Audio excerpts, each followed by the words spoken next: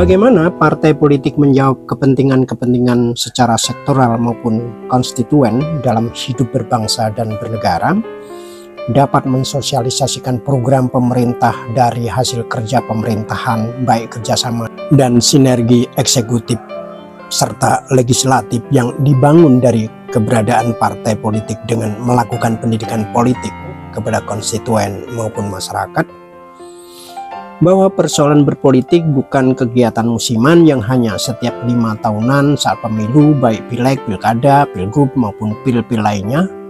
Lebih dari itu, bagaimana pembangunan pemerintahan yang efektif dan efisien, apakah memiliki visi atas kemajuan masyarakatnya, apakah partai politik telah bekerja dalam merekrut kader untuk menjadi pintu aspirasi bagi konstituen dan masyarakatnya, apakah para politikus yang menjadi wakil rakyat yang direkrut itu memiliki modal sosial, ketokohan, wabil khusus, memiliki integritas yang kuat untuk mendahulukan kepentingan masyarakat daripada kepentingannya?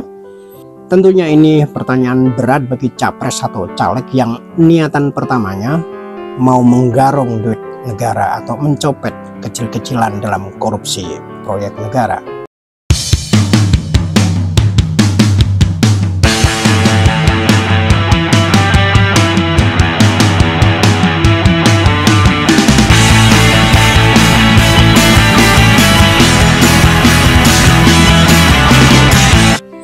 Saudara-saudara sebangsa dan setanah air, sedunia nyata dan dunia maya yang ternyata nyata juga. Kalau beda pilihan jangan baper, kalau baper jangan nyolot.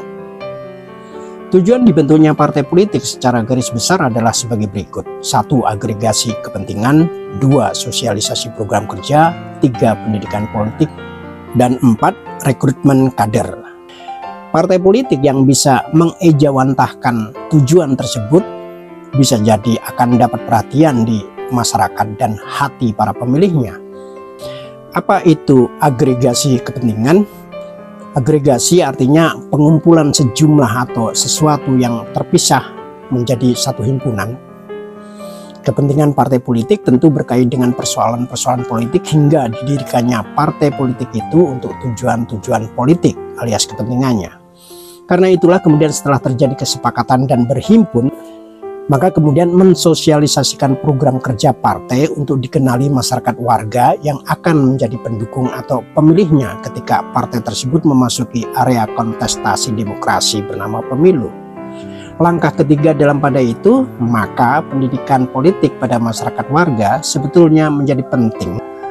Bukan untuk menjadikan mereka politikus di dalam organ partai politik, melainkan menumbuhkan warga negara yang sadar akan hak dan kewajibannya, warga negara yang mempunyai nilai politis dalam setiap kehadirannya dalam area sosialnya.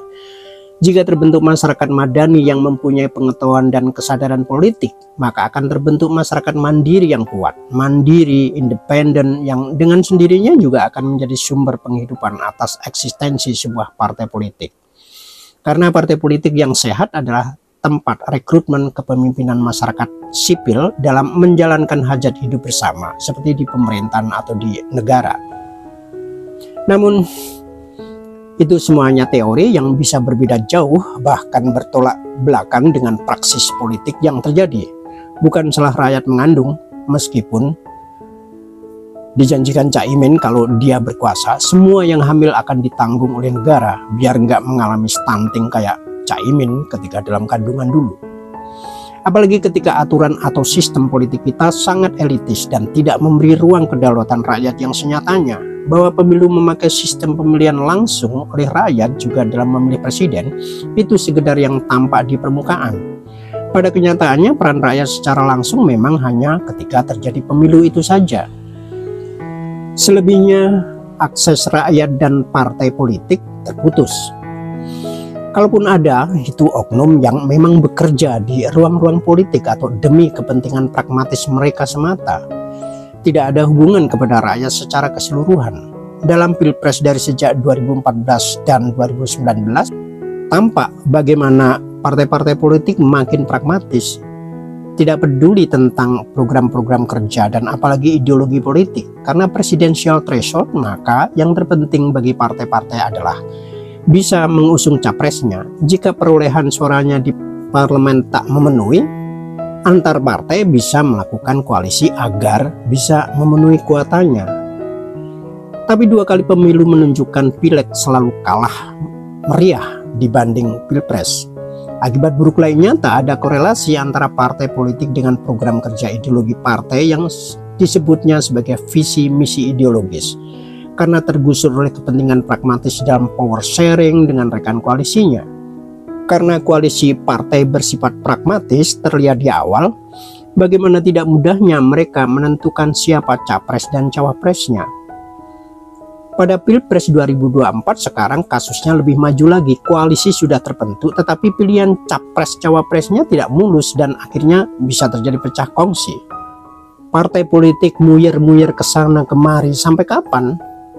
Sampai detik terakhir deadline penutupan pendaftaran calon di KPU pastinya yang bisa menyudahi ketidakpastian itu.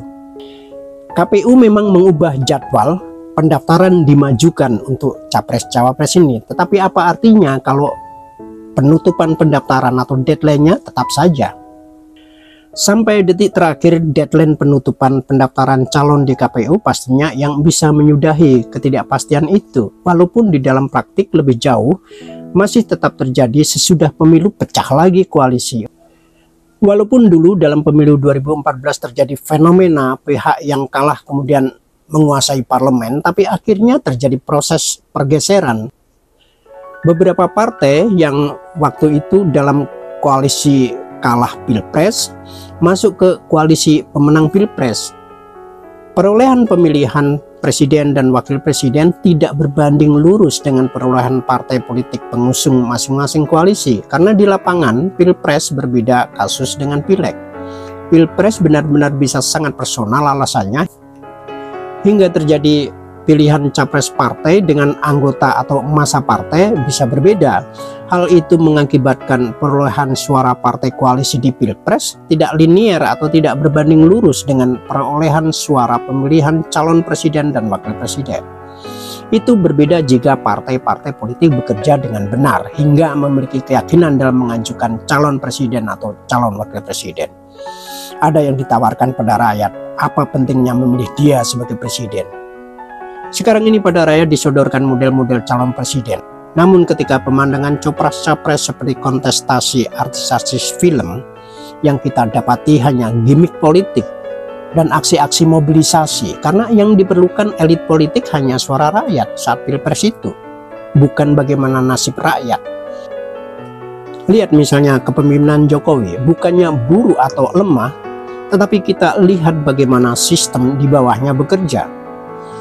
Jokowi hanya mampu menghimbau hati-hati jangan korupsi, tapi korupsi terjadi juga. Pelanggaran hukum aparat pemerintah, bahkan aparat hukum, aparat peradilan masih terjadi juga. Soekarno, presiden pertama Indonesia, sudah mengatakan jauh sebelumnya, bukan presiden yang kuat yang kita butuhkan, tetapi rakyat yang kuat. Karena sesanti Bung Karno, rakyat kuat, negara kuat. Namun justru agaknya rakyat yang kuat itu bisa jadi ancaman bagi para elit politik yang korup.